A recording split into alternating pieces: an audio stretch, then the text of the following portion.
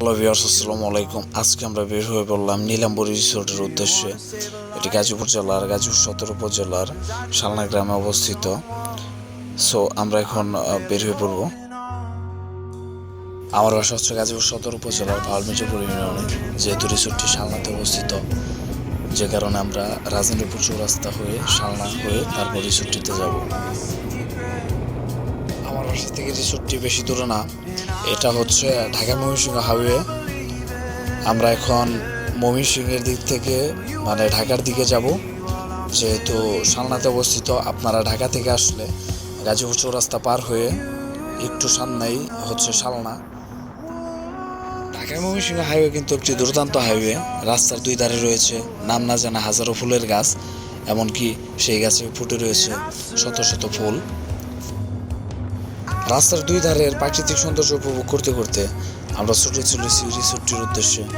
আমরা প্রায় শালনার কাছাকাছি। আমাদেরকে যেটা করতে হবে, শালনা বাজার থেকে যেতে হবে রাস্তার অপর সাইডে। আর ঢাকা থেকে আসলে সরাসরি আপনারা অগ্রণী ব্যাংকের সামনে দিয়ে চলে যাবেন। শালনা ব্রিজ পার হচ্ছি আমরা এখন। শালনা ব্রিজের নিচ দিয়ে আমাদের রাস্তা পার হয়ে যেতে হবে। শালনা ব্রিজ পার হয়ে রাস্তার অপোজিট সাইডে গিয়ে আপনারা যে কাউকে বললে হবে নীলাম্বরী রিসোর্ট। আর গুগল ম্যাপ তো আছে, আপনারা ম্যাপ দেখে সরাসরি যেতে পারবেন। পুরোপুরি রাস্তাটা ভালো না, রিসোর্টটির একটু আগে রাস্তার খুবই দুরবস্থায় যে দেখতে পাচ্ছেন আপনারা। পুরোপুরি একেবারে বাজে অবস্থা রাস্তাটির। মেন রাস্তা থেকে ভিতর দিকে গ্রামের দিকে অনেকটুকু যেতে হয়, ওইটুকু রাস্তায় আসলে খারাপ। আর মেন রাস্তা তো পিচ করা, ওটা তো চলে, কিন্তু দেখতে পাচ্ছেন এই রাস্তাটির অবস্থা একেবারে বাজে। আর আমার বাইকের চাকার একেবারে শেষ হয়ে গেছে, গ্রিপ শেষ হয়ে গেছে, যে কারণেই স্লিপ কাটতেছিল। আমরা এখন চলে এসেছি নীলাম্বরী রিসোর্টের গেটের সামনে। আমরা প্রথমেই বাইকটি পার্কিং করব। এখন আমরা দুইটা টিকিট নিয়ে নিব। টিকিট মূল্য মাত্র 50 টাকা। টিকিট দুইটা নিয়ে হাঁটা ধরেছিলাম ভিতরের দিকে,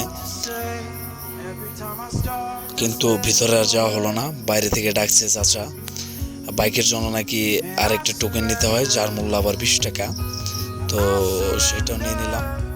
আমার মানিব্যাগের ভিতরে সব টাকা এবং চেক দুই চাচা রেখে দিল। মানিব্যাগ পুরো ফাঁকা, মনটা অনেক খারাপ। মন খারাপ নিয়ে ভিতরে ঢুকলাম, দেখি আসলে মনটা ভালো করা যায় কিনা।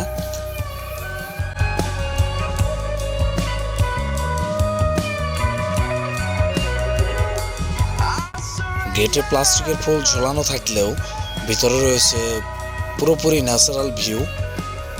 প্রথমে দেখতে পাবেন আপনারা অ্যাকোয়ারিয়ামের মাছগুলো দেখে আমার খুব ভালো লাগলো।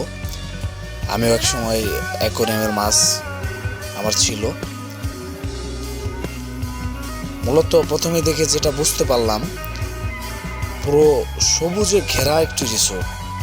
প্রথমে ভাবছিলাম এখানে বসে একটু রেস্ট নিব, তারপর ভাবলাম যে জার্নি করে আসছি, একটু হাত মুখ ধুয়ে নেই, তারপরে একটু রেস্ট নেব, দেন আপনাদের সাথে নিয়ে পুরোটা ঘুরবো এবং পুরোটা দেখাবো।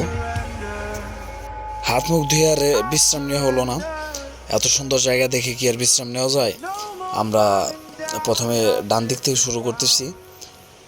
ডান দিকে যে দেখি আসলে এখান থেকেই শুরু। এখানে আসলে এই জায়গাটির ভিউ একেবারে হচ্ছে ন্যাচারাল একটা ভিউ। এখানে বসে আসলে খাবার খাবো, অন্যরকম একটা ফিলিংস হচ্ছে। দেখতেই পাচ্ছেন আসলে রেস্টুরেন্টের ভিউটা। রেস্টুরেন্ট সবকিছু অল এভরিথিং ওকে, ফ্যান্টাস্টিক, পুরাই অসাম।